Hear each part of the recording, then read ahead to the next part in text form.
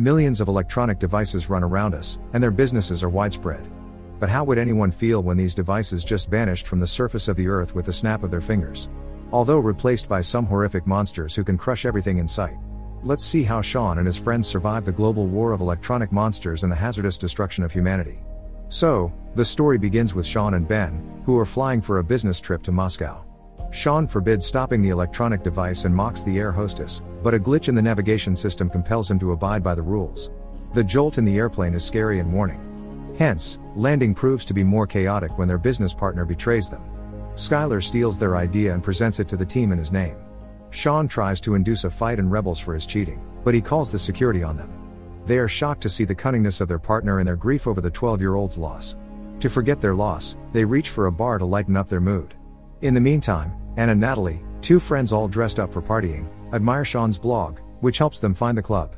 Sean is highly optimistic and advises Ben to think positively.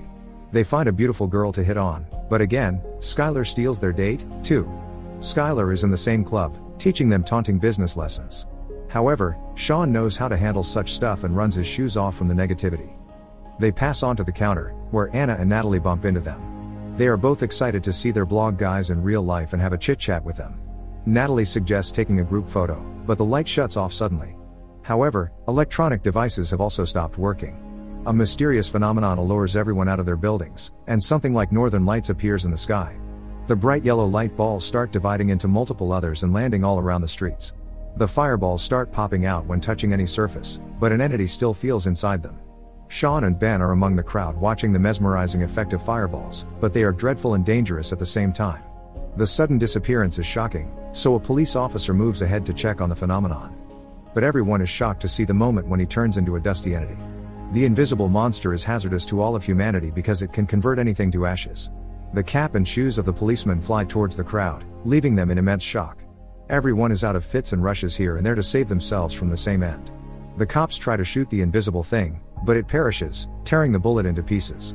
The survivors rush to a building for an escape, but the force can trespass into any metallic body. It erupts everything in sight and reveals that nothing could ever stop it. Sean falls on the wet floor, but luckily, Ben drags him out of it. Unfortunately, a middle-aged man gets stuck with the monster and dies immediately from the shock. The monster gets stuck in the corridor, and they get a chance to throw the flame on it. The monster is burnt but unstoppable. It starts roaming around, checking for targets, and destroying everything in range. Skylar and others move to an escape room, but his date is trapped. He doesn't even care to open the door for her and ends up mixing up with the dust in the air. Sean and Ben take their friends Anne and Natalie with each other into any safer place they can. The crowd is hurling like bulls to defend themselves, but in the crowd of selfish people, Sean saves an injured person by dragging him into the hole. The monsters are chasing continuously, and nothing can stop these invisible, electrifying monsters. However, they find a room in the basement, and Skylar also joins in, gasping in fear. Luckily, the monsters can't reach here. It flashes the lights on but can't enter. However, they are all freaking out with the anonymous, unwelcome danger to their lives. Unfortunately, the injured man died from the severity of the wound, and they wrapped his body to avoid the rotting smell.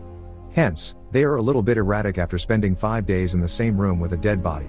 After a few fights and scarce resources, they decide to leave for the embassy. Moreover, the deadly screams and fainting voices of electric attacks have faded, so they can move out with the hope that the monsters are gone. Skylar resists, but they can't be found by any rescue teams if they stay in the same room. Therefore, they move out of the room with some supplies and find a map for guidance. Although it is not a very helpful map, they have to keep going. Suddenly, they find an old lady and ask for help, but she is too scared to talk to anyone and points towards the road. They find a cop's car and approach to find a better map. But a dog is seen barking in the space, which means he is noticing something invisible, most probably the same monster. Sean and Ben are stuck there while others run to a building. The monster scans its presence and rushes to attack, but the car interacts and disrupts its way. It electrifies the car, and the siren starts howling along the empty roads. Luckily, Sean and Ben are rescued by floating under the car and avoiding the monster. Again, they reunite with others, and they thank each other for sticking together. But the road to success is still long, so they start exploring the way out to the embassy. They have realized that electric devices can save them from monsters, therefore, they hang bulbs around their bodies. Moving on, a huge plane is found wrecked in a building, and no life is seen anywhere. Skylar is so scared and avoids taking any risks, but others are continuously trying to get home. He even scares everyone with the wind hitting the glass panes. However, I do not know if any home is still there. But they have to try. They decide to stick around in the same building till the night. They have come to the conclusion that the monsters are more active in the daylight. They amplify devices and find humans through ultrasonic waves. Hence, they decided to find some comfy clothes, so Sean and Natalie visited some rec stores nearby. Natalie strips off in front of Sean, but soon, the monster finds them, and Sean freezes to avoid death. Luckily, it blinks the electric lights and passes through him unharmed. However, Natalie is freaked out. Even though the build is there with her, she crawls in between the closets. Luckily, Sean drags her and motivates her to freeze until the monster passes by. The monster couldn't notice them and passed through them. They are back with their friends and suggest running as soon as possible. It is also revealed that the monster cannot detect their presence when they avoid movements and are connected to a light source. Hence, they reach the embassy, but it is drowned in debris. They find millions of bullets on the ground, and Skylar takes a gun to feel safe. Although they find maps to move ahead, Skylar doesn't want to leave this safe spot. 4 of them enter a building and find some communication devices, which reveal that the whole world is at war. Skylar was right about the no home theory, but they have to keep looking for some source. A radio phone delivers a message but in Russian. Anne screams to turn it off because these devices lure the monsters. They have to read the message, so they rush out to get Skylar because he knows Russian. He is roaming around the streets and is easily found, but suddenly, the glitches in the devices start predicting that the monster is nearby. Anne and Natalie rush to warn them, but they are already trapped. But Skylar sacrifices himself by buying some time for them. He gets in between and turns to ashes with a strike to the cars. Although he was pointing to a place before dying, they decided to run along the same road. Luckily, they find a place with lights on and bump into it. However, Vika aims the gun at them, predicting their danger to this place, but they are survivors. She let them in, where an old man was also present. They have supplies to run the lights, such as generators, and can block the light through the sensors. They have a cat with electric wires who can survive the monsters as well. And shows them the phone with a message, and Vika translates it for them. It says that a submarine is about to leave for another country with any number of survivors. They have found their ultimate destination, but reaching the submarine on time is a real challenge. The girls leave the room for some supplies, and Anne is asked to lock the cage carefully. However, she mistakenly leaves the door unlatched. Hence, the old man explains the phenomenon of the compressed microwave beam, which is supposed to lower the activity of monsters. It can work to slow down, wound, or even kill the monsters. Sean is hopeful that it will work, but Ben doesn't want to take a risk. Hence, while discussing, Anne and Natalie notice a monster approaching their room. Vika knows a hiding spot because she knows that she can't make it to the room. But Anne is worried about the boys, so she rushes, and Natalie follows. Luckily, they reach it on time but are unable to latch the stuck door properly, and the monster finally gets into the room. Both girls rescue themselves with a glass table, and the old man shoots the microwave beam at it. The monster is unstoppable even after the beam. It can only slow down the process, but soon, the old man is turned to dust. Vika pours some oil tanks on the floor to slow down their activities. Ben and Sean find a way out through the pipeline, and Natalie opens the window to leave the room. She compels Anne to take the risk and reach the window, but the monster approaches and kills her, too. Natalie is in shock, but Sean pushes her out.